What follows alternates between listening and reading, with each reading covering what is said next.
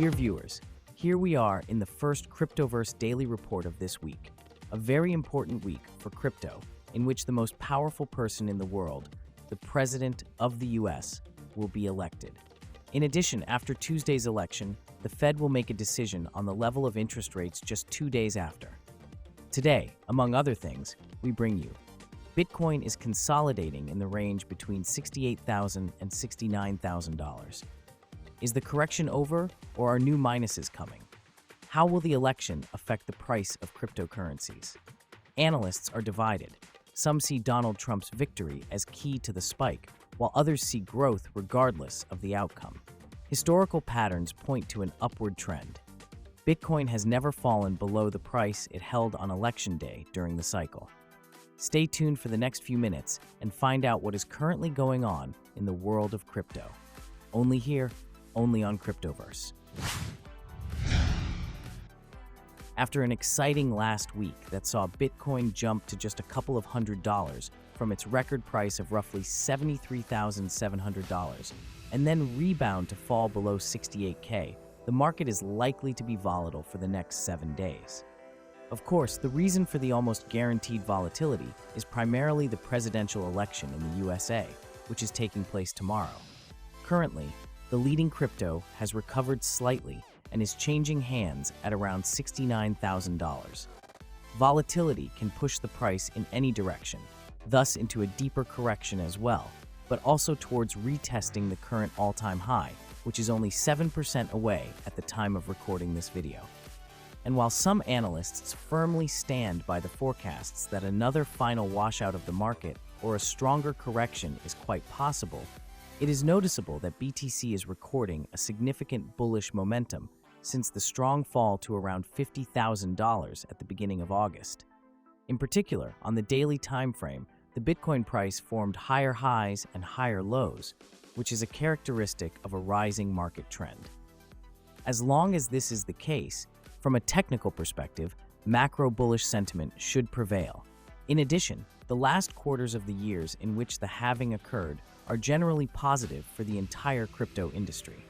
Of course, investors will remain cautious and the market volatile until the end of the election, and perhaps even until November 8th, when the final announcement of the winner is scheduled, especially if the race, as the polls suggest, is extremely close.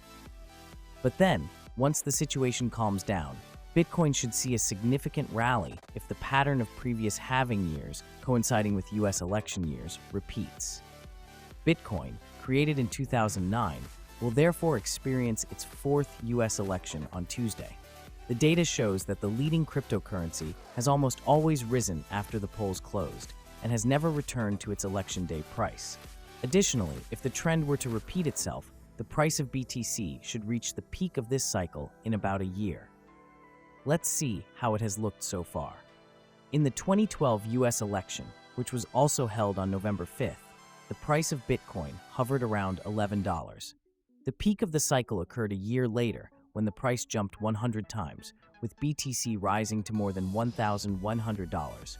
And in 2016, during the first week of November, the price of Bitcoin was approximately $700, while the peak was reached in December of 2017, pushing Bitcoin to about $18,000, that is 25 times. After the last vote in 2020, which coincided with the COVID-19 pandemic, Bitcoin rose fivefold, reaching a market peak of around $69,000 a year later. It should also be noted that Bitcoin is currently undervalued compared to previous cycles, and that's regardless of whether we measure it by the lowest value of the cycle, which occurred during the collapse of FTX in November of 2022, or by the price it held at the halving. Another potentially big price catalyst coming 2 days after the election is the Federal Reserve's decision on interest rates in the U.S.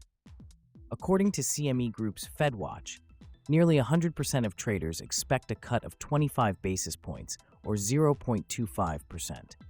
But let us get back to the election. There are two basic theories among analysts about how the price of Bitcoin will behave after the announcement of the winner. One group believes that BTC and the entire market will ultimately continue to rise, regardless of who is elected.